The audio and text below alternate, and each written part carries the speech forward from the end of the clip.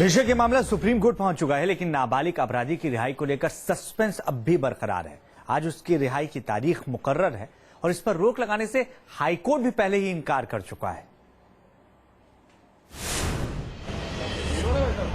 Juvenile अपराधी की रिहाई रविवार को होगी या फिर सोमवार तक इसे टाल दिया जाएगा, ये सवाल अब भी कायम है। सुप्रीम कोर्ट में उसकी रिहाई पर रोक को लेकर डाली गई दिल्ली महिला आयोग की अर्जी मंजूर होने के बाद क्या सुनवाई पूरी होने तक उसे रिहा नहीं किया जाएगा, इस सवाल पर सस्पेंस बरकरार है। दिल्ली महिला आयोग की मुखिया स्वाति मालीवाल ने दिल्ली पुलिस और दिल्ली सरकार से अपील की है कि उसे सोमवार तक रिलीज न किया जाए। मैं ये अब होप करती हूँ कि सरकार और दिल्ली पुलिस अब उस आदमी को रिलीज ना करे मंडे तक, जब तक कि कोर्ट इसमें फर्दर हियरिंग नहीं करे। दरअसल जुवेनाइल जस्टिस बोर्ड ने पहले ही उसकी रिहाई की तारीख 20 दिसंबर मुकर्रर कर रखी है। हाईकोर्ट भी उसकी रिहाई पर रोक लगाने से इनकार कर चुका है। ऐसे में बड़ा सवाल यह है कि क्या जिस रिहाई को रोकने से हाईकोर्ट मना कर चुका है उसे टालना दिल्ली सरकार या दिल्ली पुलिस के अधिकार क्षेत्र में है। दिल्ली महिला आयोग ने जो स्पेशल पिटीशन सुप्रीम कोर्ट में दाखिल किया है, उनकी बुनियाद वही केस है जिसे बीजेपी नेता सुब्रमण्यम स्वामी ने हाईकोर्ट में फाइल किया था।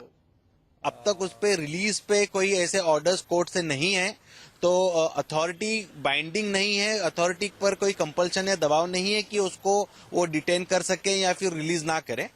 जाहिर है सुब्रमण्यम स्वामी की याचिका पर मुकम्मल सुनवाई के बाद हाईकोर्ट ने अपना फैसला सुनाया था और ये साफ कर दिया था कि कानून में जुवेनाइल अपराधियों के सुधार का प्रावधान है, पर अगर अपराधी में कोई सुधार न हो तो ऐसे में सजा बढ़ाने का कोई प्रावधान नहीं है। दिल्ली हाईकोर्ट के फैसले के बाद 24 घंटे बाद जागा दिल्ली महिला आयोग को एक बड़ी जीत जरूर मिली हो, लेकिन सवाल अब भी इसी बात पर खड़ा है कि क्या जुवेनाइल की रिहाई रविवार को होगी या नहीं।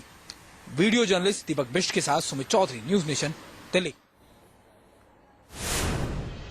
और इसी खबर पर हमारे सहयोगी सैयद आमिर हुसैन हमारे साथ जुड़ चुके हैं, उनका रुख करेंगे। सैयद, हाईकोर्ट ने मना कर दिया है कि रिहाई पर रोक हाईकोर्ट नहीं लगा सकता है। सुप्रीम कोर्ट ने कह दिया है कि इस पूरे मामले पर सुनवाई सोमवार को करेंगे। ऐसे में अब दिल्ली सरकार के पास क्या कुछ ऑप्शंस बचते हैं? क्या वो रिहाई रोक पाने के लिए कोई दूसरा तरीका भी अपना सकता है?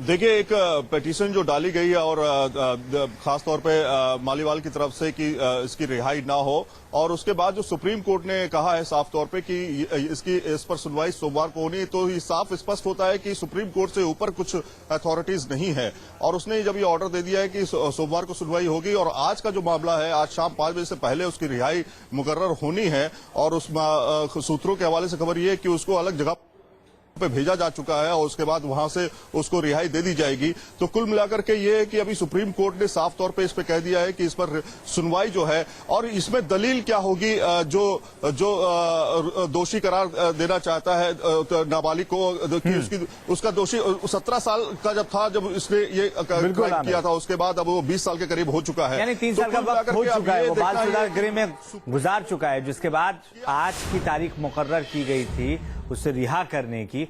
अब मामला कल सुप्रीम कोर्ट में सुना जाएगा, तो इस बीच क्या उसकी रिहाई होगी, ये देखने वाली बात है, क्योंकि नियमों के मुताबिक आज उसकी रिहाई हो सकती है, ये माना जा रहा है। बहरहाल